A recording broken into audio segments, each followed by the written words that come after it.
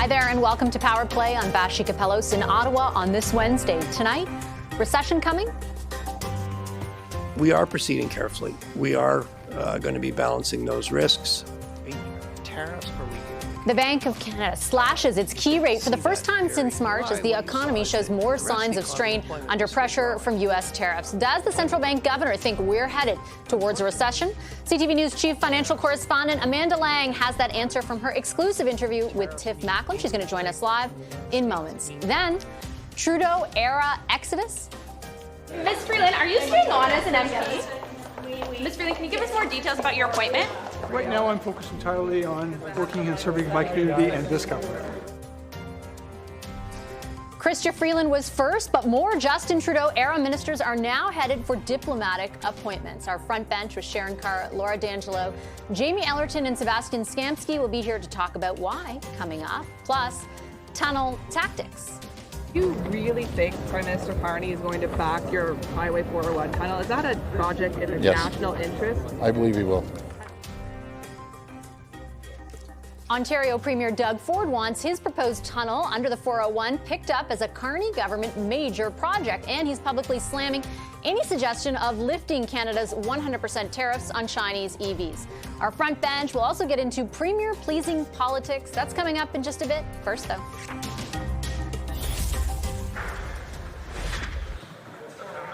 How big is the deficit that the Prime Minister is running? I'm looking forward with the Minister of Finance to releasing the budget on the 4th of November. Surely, if he was such an expert, he would know the size of his own deficit. It's now halfway through the fiscal year. 6 months have gone by, and he has announced $40 billion of additional spending. I know many things. And one of the things I know, the member opposite, the leader of the opposition, just mentioned interest rates. One thing I know is that Canadian interest rates are much lower than American interest rates. They're lower because this country's fiscal situation is strong. That was the budget debate in the House of Commons after the Bank of Canada cut its key lending rate this morning. Citing the tepid tempering of inflation and a slowing economy, the bank's governor, Tiff Macklem, announced a 25 basis point cut to 2.5%. That's the lowest rate since the same month 3 years ago. Our chief financial correspondent at CTV News, Amanda Lang, sat down with the bank governor for an exclusive interview after that announcement. She's with us now. Hi, Amanda. Great to see you. Hi. I appreciate you making the time. I actually want to start off on the impact of those tariffs because you elicited some really interesting answers and characterizations from the governor on how impactful he views those tariffs thus far. I just want to play a quick clip and then I'll get your insight into what he said. Unfortunately, tariffs have made everything harder. Tariffs mean increased trade friction with the United States. It means the economy is going to work less efficiently. So what does that mean? Well, sadly, that means that, it means there's some added costs. It means that our incomes are lower. So, if that's the only thing that's happening, cost of living is not going to be getting any better. It's going to be getting tougher. So, Amanda, I think that's especially pertinent for people listening right now who are already very worried about the cost of everything. What did you take away from what he said there? A big theme from Tiff Macklem today, both in our conversation and in his statements to the media, really revolved around what the bank can do versus what the bank can't do. And what the bank can't do, of course, is everything that lands squarely with the federal government and other levels of government, too.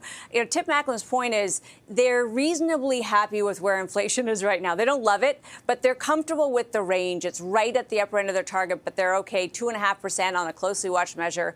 They're more concerned about the economy, but I asked him to walk through again the various scenarios because, of course, the trade picture is still a little murky. We reopen negotiations without knowing where they go. We might wind up with some form of tariff, right? Of not zero tariff on 90% of our trade, but something like 5%, 10%. He kind of couched his answer to me, Vashi. He doesn't strike me as overly concerned absent some dire outcome of those trade talks with the Canadian economy. They do still think we'll get modest growth in the next couple of quarters, 1%, returning to better growth next year, and that's if we get a decent outcome on the trade talks. And also, it would appear to me, it's hard to figure out actually like what those trade talks are actually involving at the moment. Yeah. There's obviously signals that it's a full review / renegotiation of USMCA or CUSMA. But right now, because CUSMA is holding, I imagine, is what is leading to the resilience of the economy outside of those sectors that are so deeply impacted. Yeah, exactly. And he made this point that right now there are big targeted tariffs, and we never forget that, right? Steel, aluminum from China, canola, pork, seafood. Those are material. He said the fiscal response to that matters. You can make targeted responses, but that broadly our economy is surviving because we have this great trade deal, and it stands today. He also said to me he takes great comfort in that. The fact that it is being respected today could be taken as a signal that it will continue to be the basis for our agreement. And I think that's really important. One of the things he did say, we talk a lot about pivoting away from the U.S. He said, there's probably now the catalyst has come finally to actually do that.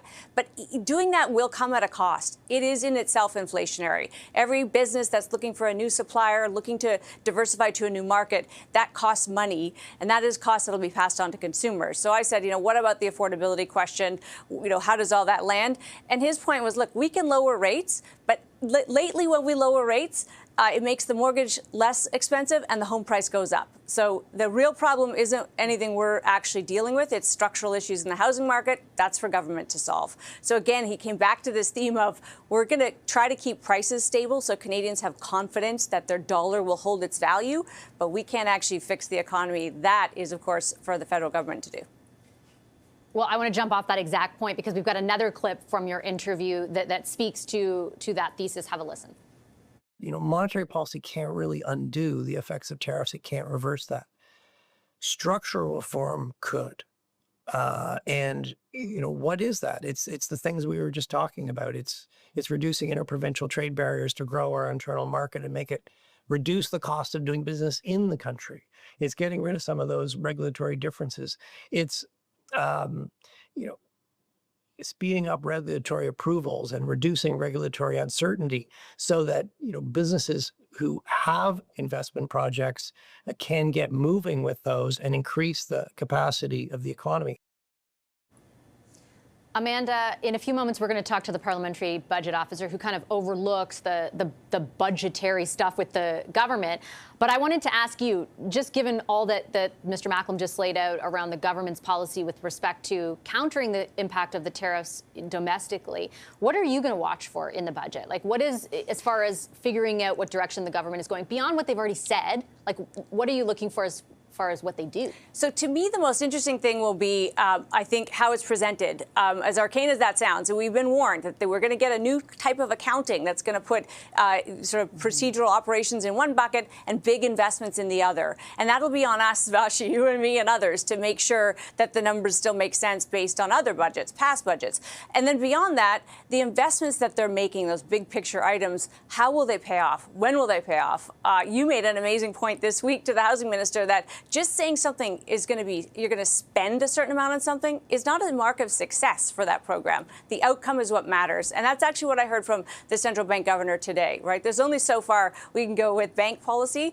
At the end of the day, what you want are the conditions for growth. That comes from government. Okay, I'll leave it there. Amanda, thanks so much for making the time. Great interview. Appreciate it. Thanks. Our financial,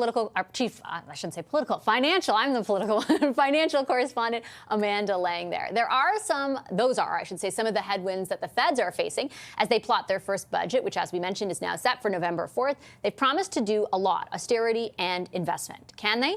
Jason Jakes is the new parliamentary budget watchdog. Hi, Mr. Jakes. Pleasure to meet you.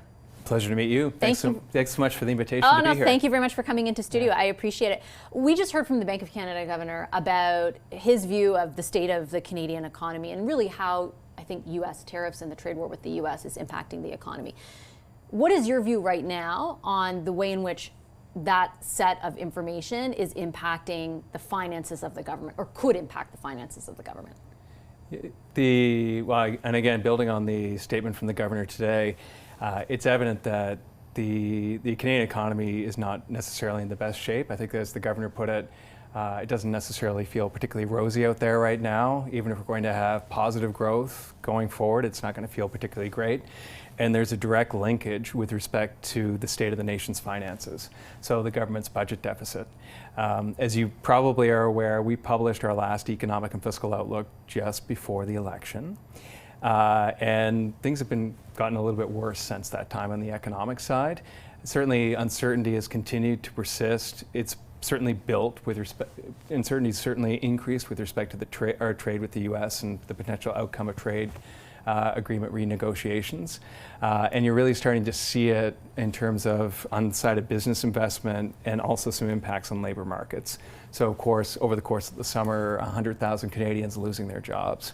So it's not necessarily the economic side. And of course, if you don't have a job, you're not paying taxes.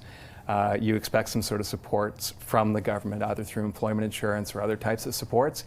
And of course, the combination of lower revenues and higher expenses means higher deficits overall. Okay, that's what I was going to ask, particularly on the revenue side. If the economy in the second quarter is contracting, the trend continues and unemployment is up and unemployed people need help from the government, will that, in your view, ultimately have a depressive impact on revenue? Like, is it almost a foregone conclusion? Oh, absolutely. Yeah. It's the way in which the federal finances are structured. During periods of downturn in the overall economy, deficits increase because spending increases. We have a social safety net. It's in place so that when people across the country face hard times, collectively as Canadians, we've agreed that the federal government is going to step in and help people out, both in the short term to make sure that they're not going to lose their homes, but also over the longer term to make sure that they can receive retraining so they can move into their next job. And then at the same time, while they're doing that, it would be pretty unfair to ask them to pay taxes on money that they're not earning. So of course, revenues go down at the same time. But hopefully, what we've seen over the past 75 years, once we get out of the recession and once we get out of this sticky economic situation, things start to turn to the positive side. So the deficits should start to shrink.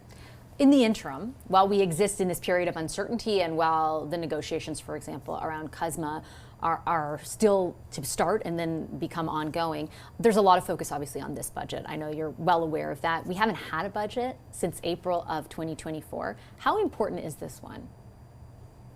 I'm at great pains not to engage in hyperbole. So this budget ends up being important. You're definitely not a politician then. Yeah. No, this is easily one of the most important. It's one of the most important budgets that I've probably seen since I started working in the Department of Finance in 1998. So we have a budget where it needs to address a fundamental assumption in our economy and how our economy worked, and that was we are tied at the hip with the United States, and that's gone. So all of our historical economic modeling that was based upon the idea that don't worry, as the U.S. recovers and grows again in 2, 3, 4 years, we have those connections and those supply chains, and things will start to take off for us. That's gone out the window at this point. And so at a macro level, what we're looking for, certainly on our side in the budget, is a plan, an economic plan that will demonstrate how the federal government expects to intervene and provide those supports as part of the transition. Again, going back to the point that the governor made today with respect to monetary policy, he indicated there's no going back, there's only going forward. And in the case of monetary policy can help in the transition. It can't necessarily fix all the problems.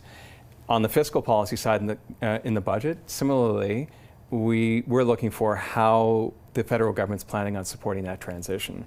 I think the other aspect, and something we're really interested in and we're watching carefully, is the government's indicated that they're planning on changing the overall presentation of the budget. So going from what people are kind of used to, so a bottom line, deficit, surplus, how much money you're borrowing, that type of thing, to having those numbers and then also presenting things a little bit differently. The government hasn't clearly indicated what they have planned at this point, but that's something we're watching carefully. Because they haven't communicated that to your office yet? Because I know a number of months ago your predecessor also said, like, I don't know what the difference will be yet. Like, I don't know how they're going to define it. Yeah, they've consulted with us on some ideas, and at this point we're still waiting until budget 2025. And on our end, obviously, if you have a really important budget, probably, as I mentioned, and critically important budget that parliamentarians are going to be voting on, having multiple votes on very soon, if things are presented differently, if they can't quite understand what's in there, then obviously for us, the Parliamentary Budget Office, the organization that supports parliamentarians of all stripes, regardless of whether they're good with calculators or not, we need to make sure that they're supported in understanding what the government's actually proposing. Do you anticipate you'll know what the difference is prior to the tabling of the budget, or do you think you'll find out with the rest of us? If history is a leading indicator, probably at the exact same time. I will also hopefully receive an invitation to an embargoed briefing on November 4th.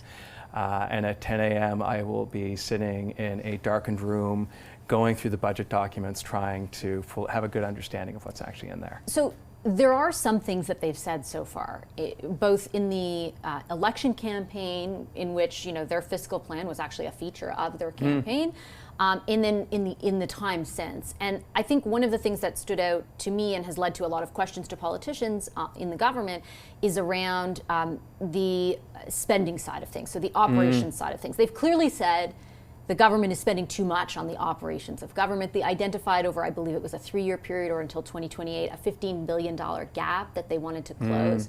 Now the question turns to, well, how essentially will you get there? And there's this conversation about cuts, obviously, right? Every department has been asked to cut 15% over a period of time, but more specifically on the public service. And I know your office has done some analysis of how much is being spent, even when the numbers decrease, that kind of thing. And I'm wondering if you could do a bit of a reality check. Like, in order to close a $15 billion gap, would there have to be actual jobs lost, or is attrition enough? There's definitely going to be, so in order to close that type of gap, one, I'd say, again, I go back to the fact that the government hasn't actually offered a clear definition of what operating and capital are at this point. So we're kind of shadow boxing with definitions, like they say they're going to close the operating budget or close the deficit in the operating budget. To determine whether that's reasonable or not, somebody actually has to define what the operating budget is.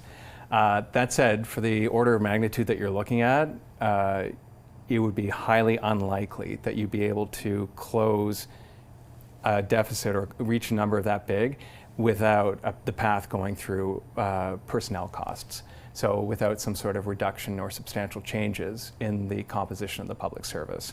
Because something else the government's indicated, so there have been a lot of messaging, not necessarily all of it consistent up to this point. Fair. But something they've also indicated is that they're planning on expanding in some areas. So they talked about the Canadian Forces, Canadian Border Services, and I think those plans are already being implemented. So they're expanding in some areas on top of the potential 15% or $15 billion worth of cuts. So one can anticipate that there might be some movement on that front. But I think it's safe to say it would be highly unlikely that you're going to see that type of gap being closed simply through attrition at this point. And something I mentioned during my first committee appearance yesterday, it makes it really complicated if the only mechanism to reduce the overall size of the public service is attrition. I enjoy lunch and meats, so I trust the food inspectors to go out. Potentially the food inspectors are all really old, and potentially they're going to retire over the next 3 to 4 years. I hope those food inspectors are going to be replaced. Right. And I hope that the young people that are preparing PowerPoint presentations for their executives that never see the light of day in the government department of your choice, potentially those people, you can shift some of those resources around so I can still enjoy my lunch and meats.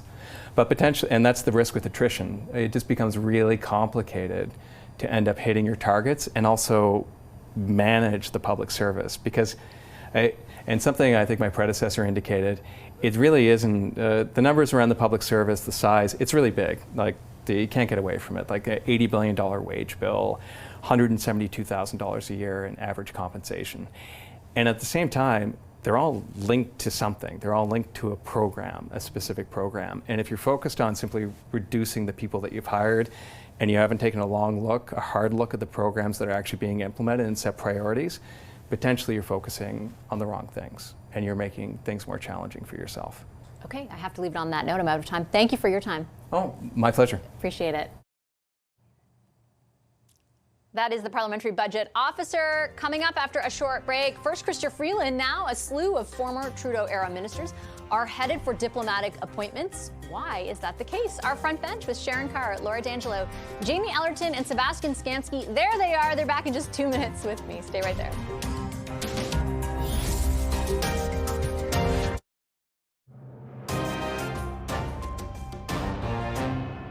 Ms. Freeland, are you staying on as an MP? Ms. Freeland, can you give us more details about your appointment? Should Highway 401 be considered a major project? Chrystia Freeland getting questions there from reporters a day after she quit cabinet again, this time to become the Prime Minister's special representative for Ukrainian reconstruction. She may be the first Trudeau-era minister to get a diplomatic appointment, but she won't be the last. We're still waiting for formal announcements, but here's what we know so far. Former Public Safety and Defence Minister Bill Blair is headed to the UK to replace Ralph Goodale as High Commissioner. Former Energy Minister Jonathan Wilkinson has been offered the role of ambassador to the EU, stationed in Brussels, but is still mulling his decision over. And former Justice Minister under Trudeau turned Principal Secretary to Mark Carney, David Lametti, will also get a diplomatic appointment. Two sources tell us it could be to the UN to replace Bob Rae as ambassador there. So why is all this happening and why now? Let's bring in our front bench to talk about that. Sharon Carr is a CTV News political analyst, as well as former Deputy Chief of Staff to former Finance Minister Bill Morneau. Laura D'Angelo is with Enterprise Canada. She previously worked in Prime Minister Justin Trudeau's office. Jamie Ellerton is a conservative strategist and the founder and principal of Canaptus. And rounding us out tonight, Sebastian Skamsky was the director of media relations to conservative leader Pierre Poilievre. Hello, everybody. Nice to see you. Gentlemen, we wish you were also in studio with us right now. Sharon, I'll start with you. Is this just random that all of these people who we so identify with the previous Prime Minister and his cabinet are now headed off to exercise diplomacy for Canada? Nothing's ever random in politics, Vashi. Listen, I think that a lot of people since the election have been saying this is the same Trudeau type of government, right? We have the same members, the same ministers as part of the team.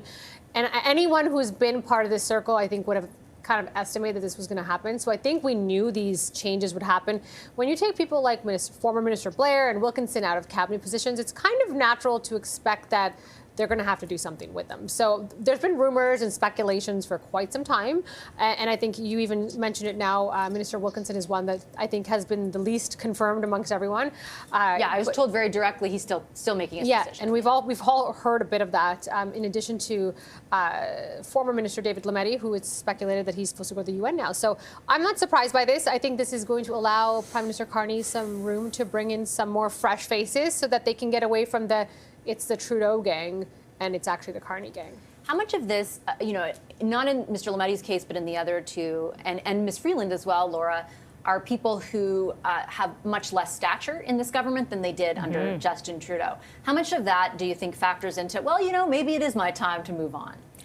I'm sure that factors in. I think it's very hard as an MP to go from sitting around the cabinet table, being part of those really big discussions for the direction of a government and making big decisions for Canada, to sitting in the House of Commons and not having a voice at that table. Obviously different for Minister Freeland, who did have one of those voices. But I think also we're looking at people who still have a lot of public service left in them, right? I think when you look at Minister Wilkinson, if he chooses to take one of these appointments that it's rumored to be in the EU, it's going to be a really interesting position given his former cabinet roles and the need in the EU for LNG and Canada's potential ability to supply it. I feel like I heard either Jamie or Sebastian sigh when you guys were talking. So my random guess is Sebastian. So I'll throw it over to ding, you. Ding, ding, ding, ding. Ding, ding, ding. Yeah, what are your thoughts? Do you align in thinking with Sharon and Laura on the nature of these appointments?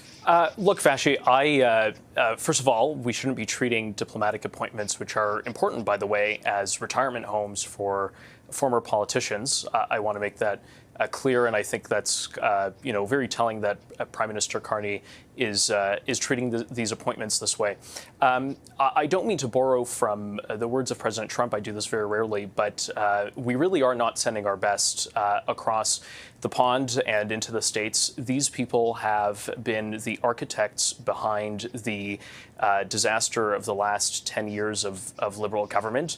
If my co-panelists Sharon and Laura are thinking that perhaps this is a way of bringing in new blood, I would just say these are the people that Prime Minister Carney thinks are, represent the best of Canada. He is sending potentially to the EU somebody who, as involved in the Trudeau government, had prevented LNG and other exports from actively taking place. I really don't know if that's the message we need to be sending. It is a very contradictory message.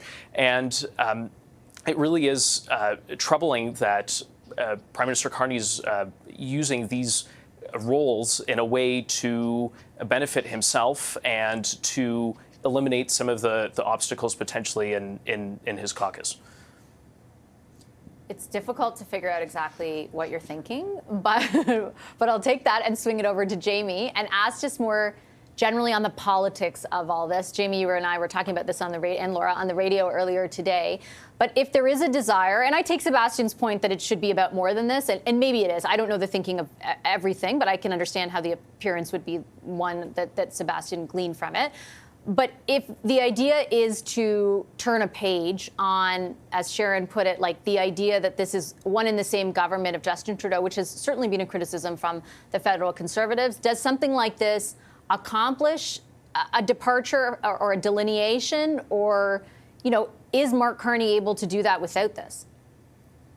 Yeah, the 90s anthem Closing Time comes to mind. You don't have to go home, but you really ought not to stay here is essentially the message that Prime Minister Carney is sending to these Trudeau-era ministers. And I think what you're seeing here is probably early moves for the Prime Minister to try and actually put his own shape and recruit new blood into the Liberal Party and into the front benches. There were very few candidates that are new that were elected this past spring. And so I think this is him continuing to work to put that new leadership in. I think when you look at the broader politics of this, I think it's undeniable that Prime Minister Carney is changed and Canadians don't think he's the same as Justin Trudeau, so much so that Conservatives are stopping to trying to make to that comparison.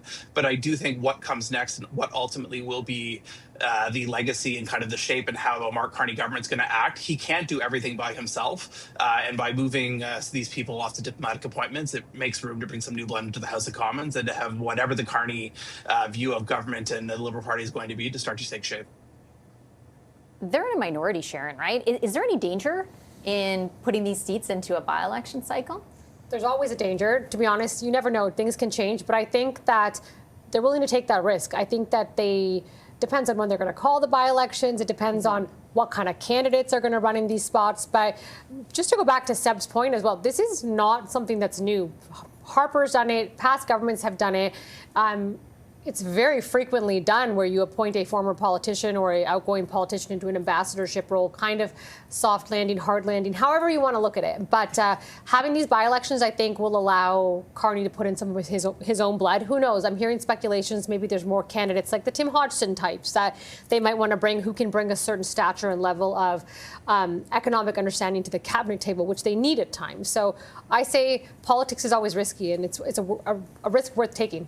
Seb, do you think that if part of the goal is to further delineate themselves as a government from the Trudeau era, does this accomplish that? And do you think it will inform any of the criticism from the Conservatives? Well, I think it does quite the opposite. I mean, listen, again, these people, the ones listed in your list and your reporting, were amongst the most fervent, ideological Trudeau ministers. These weren't people who were kind of on the edge of the cabinet table. These were the people who were chiefly responsible for much of the blunders. And I'll remind, of course, it is Mr. Lametti, who is the Prime Minister's currently his chief political advisor, who after just 2 months is now seeking this soft landing, which I think begs another litany of questions. It just does not inspire confidence that when Prime Minister Carney, especially in a time where we actually need to rely on these people more than usual for the purposes of trade, for the purposes of diplomatic relations beyond just the U.S., that Prime Minister Carney in the pool of all of Canada is reaching simply for past Trudeau cabinet ministers that have really put this country on the back foot, again, as it relates to resource extraction and the ability for us to actually deliver gas to Europe. And obviously on the crime file, where Mr. Lametti was a total failure, which resulted in much of the bail problems we have right now. So no, it doesn't inspire confidence, and I don't think it offers any delineation where he's tapping into those Trudeau big shot names to fill these roles. Laura, I'll get you to respond to that. And then also weigh in, if you could, on Mr. Lametti, because that is sort of unique to all of this. It is odd that he would have been in that role for just 2 months, I guess. Yeah, I mean, I hear Seb's point and really trying to draw that connection. I think it's pretty clear when MPs are leaving the House of Commons that they are no longer part of that core team that a prime minister or a leader, a political leader has. And I think in this case, you are looking at individuals who have a lot of experience in the public service, a lot of experience with diplomatic relations, and that can be really, really valuable to understand the machinations of political life and then take that to a diplomatic role gives you a little bit of an edge. So I think that it's a bit of a stretch to say this creates no delineation at all. You're going to have potentially multiple new MPs in the House of Commons in very short order. The Mr. Lametti piece is particularly unique. It is very unusual to see someone in that senior of a political role for that short of a time. Now, that said, if the rumors are true that he's headed to the UN in particular, that is also a very deeply political position, and one where it would make perfect sense to me that Prime Minister Carney would want someone he trusts deeply and who understands his views around international relations in particular in that role. And I think that it would, Mr. Ray was similar in that way for Prime Minister Trudeau, right? They were very close. They were able to talk a lot. They really sort of understood each other. This would make sense to me in that respect. Okay, Jamie, I'm going to get you on the other side of a short break. I have to take that commercial. We will be back with our front bench to talk about Doug Ford's tunnel ask of the federal government. Back in a moment with that.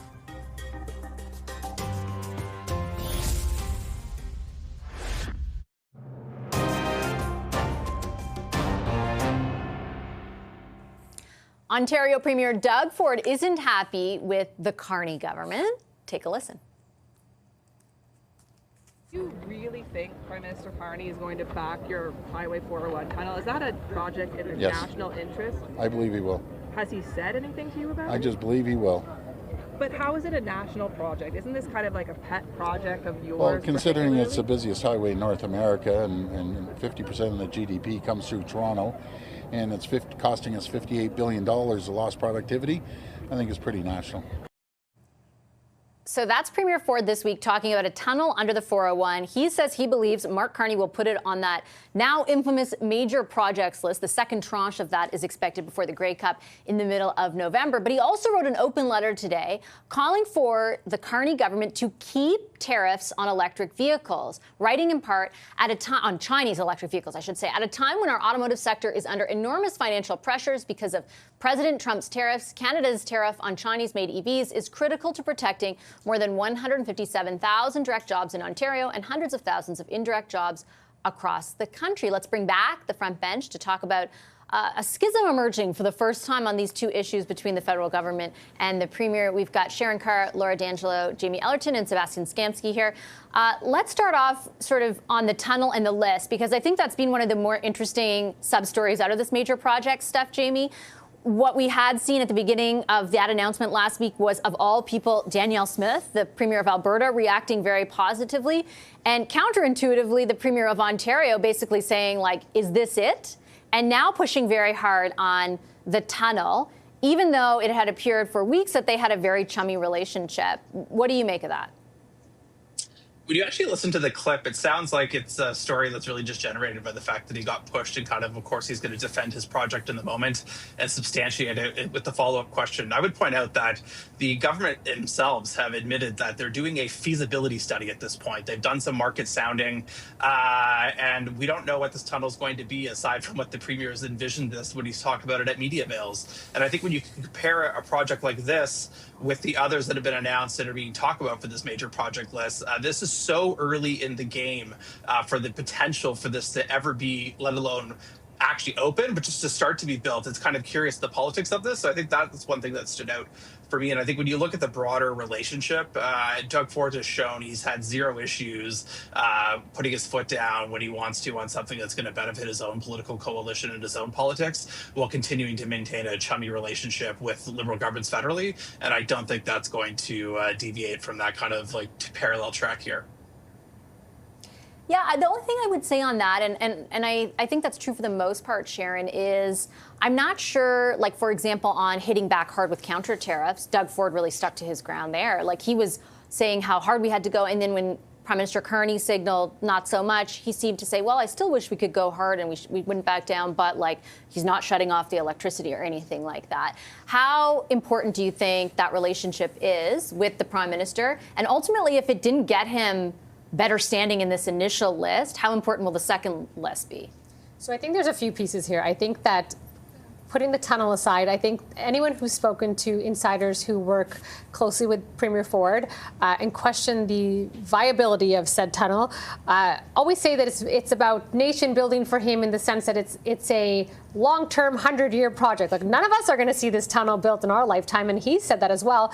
Now, that being said, Premier Ford is a very emotional person when he responds to things, and I don't say that in a bad way. I think it's more of he's very organic in his feelings and how he says things. So I think what we're seeing and how he responded to that was kind of him like being like, I'm not really happy about the fact that my project wasn't on the list. But part of the major projects list is about projects that can get done in the foreseeable future, not necessarily projects that can get done in 100 years from now. I know he's got these tunnel diggers that they used to use back in the day and that he really wants to use them here, but I don't think that this is going to be a long-term, I would say, problem between Carney and Ford. They do have a really good relationship. They do have this camaraderie around kind of being Captain Canada together. So I think this is a little bit of a temporary, he's upset and is just kind of digging his feet in the ground.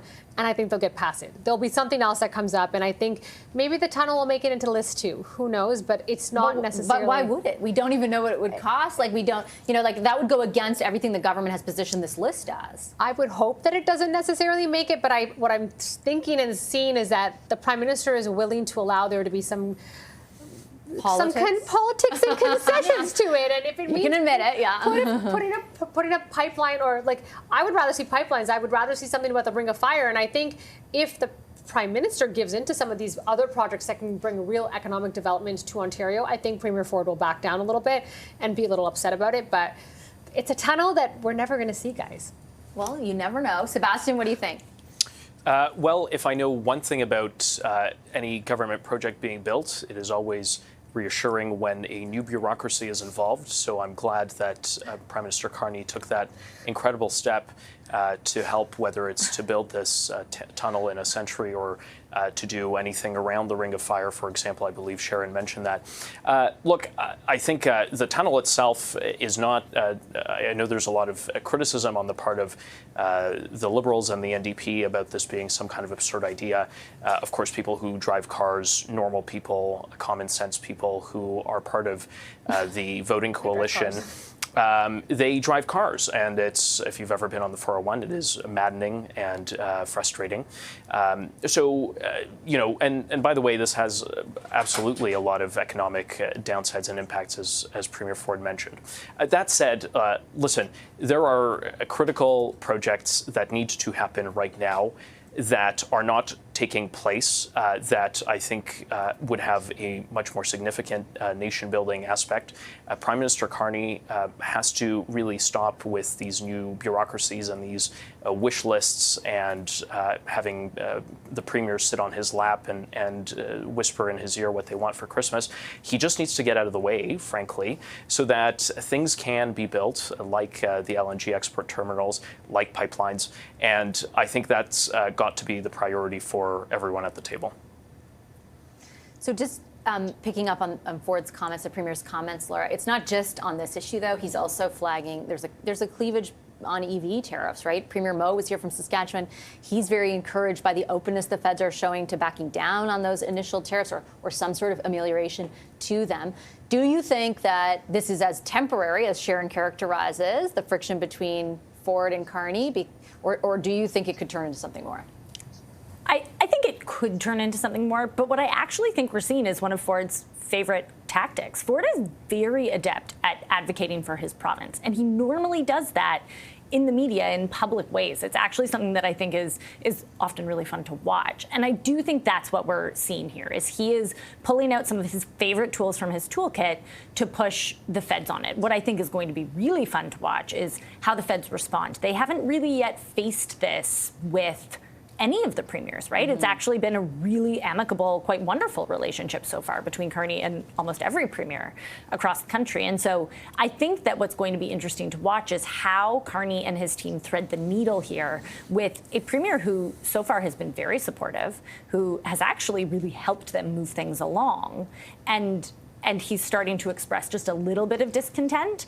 I think it'll be interesting to see how they respond. You might even think in a few months, Jamie, the feds will feel some regret over the way in which they characterize, like, give me your lists to each of the premiers, right? That ultimately that kind of approach sets them up for a winners and losers type of situation where they are deciding, and on the other side of it is one premier who'll be happy and another who isn't.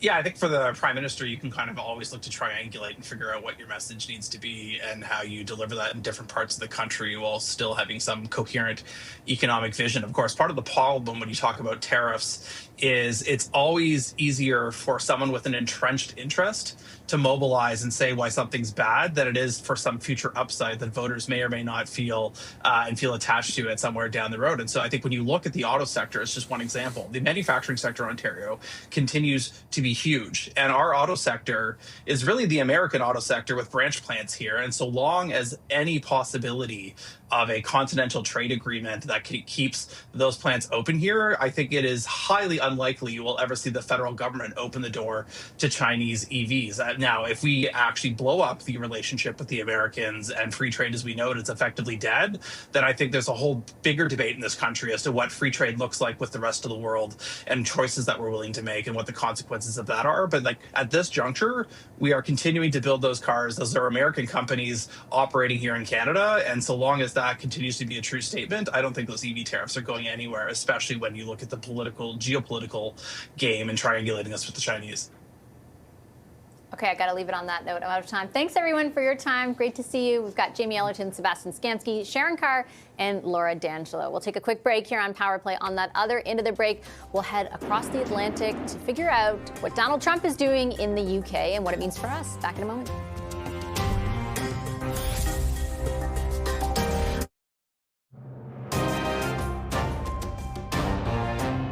Today, as tyranny once again threatens Europe, we and our allies stand together in support of Ukraine to deter aggression and secure peace. It's a singular privilege to be the first American president welcomed here. And if you think about it, it's a lot of presidents, and this was the second state visit, and that's the first, and maybe that's going to be the last time. I hope it is, actually. Welcome back to Power Play. We'll turn across the Atlantic Ocean, where King Charles and U.S. President Donald Trump, as you saw there, just spoke at a state dinner. Trump is in the UK for an unprecedented second state visit, and he's been getting the full pomp and circumstance treatment at Windsor Castle. CTV's Washington bureau chief Joy Malbon is there covering the president's visit for us.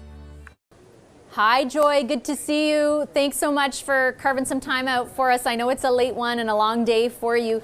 Could you tell us a little bit about the degree to which the president was or was not welcomed in the UK today? Yeah, well, the protesters have been on and off all day, and actually there have been some pro-Trump protesters and anti-protesters. Obviously, they are upset with this president, what they call his divisive politics from immigration on down. So while Windsor and central London has seen a lot of protest inside the Windsor Castle, that's where the action was happening. We had this royal rollout with carriages, a fly past, welcome from the Prince and Princess of Wales, the King and Queen Camilla. I mean, this was VIP treatment for the U.S. president. And part of it is kind of so-called soft power, using the King's diplomacy to flatter and dazzle the president in hopes of striking trade deals, dealing with those thorny issues like tariffs. So today it was all about pageantry. Tomorrow it's going to get a lot harder. It's going to be all about politics. And could I ask you just on that point, what are your observations about the way in which Trump is viewing the relationship with the UK, trade with them and with the EU more widely versus the kind of attention he is or isn't giving us? Yeah, I mean, it's quite interesting. King Charles, calls Donald Trump a friend. There was a toast where they talked about the special relationship between the U.S. and the UK. From the White House point of view, this is all about the pomp and the pageantry behind me, inside, and all about strengthening ties with the UK and the U.S. But there will be thorny issues, world issues like support for Ukraine, dealing with the Middle East and the war in Gaza. And of course, trade is very important. Keir Starmer, the British Prime Minister, would like to ink some deals on trade and on tariffs, as well as investment in technology and other business deals. But it's interesting, because King Charles is the King of Canada as well. And we all remember what he said in the throne speech, saying that the true north strong and free. And in many ways, ambassadors and other people have said this is an example of King Charles diplomacy. It's kind of a message to Donald Trump about Canada to lay off. And frankly, he hasn't been trolling Canada as of late. So we'll see if this soft power has buttered him up, dazzled the president. Certainly we know Donald Trump loves these TV pictures, and he was treated like a real king today. All right, Joy, I'll leave it there. Thanks so much for the time. Appreciate it. Our Washington Bureau Chief, Joy Malman, in the UK. We'll have more coverage of that state visit throughout the night. We'll take a quick break right here on Power Play, though. We're back in a moment.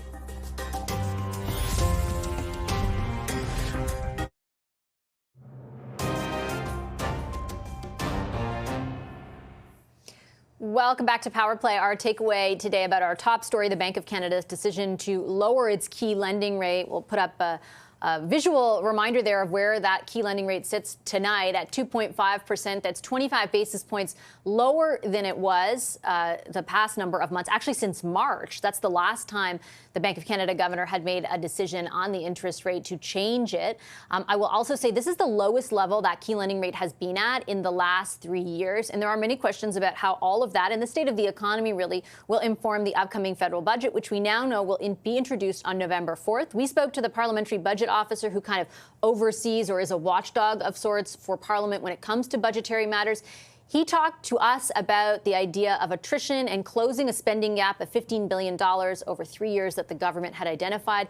He said attrition in the public service likely isn't enough to get there. The Prime Minister on Sunday said that is what they would focus on, not cuts to the public service. I'll leave Power Play there. I'm Vashi Kapelos. Have a wonderful rest of your night. Thanks for watching.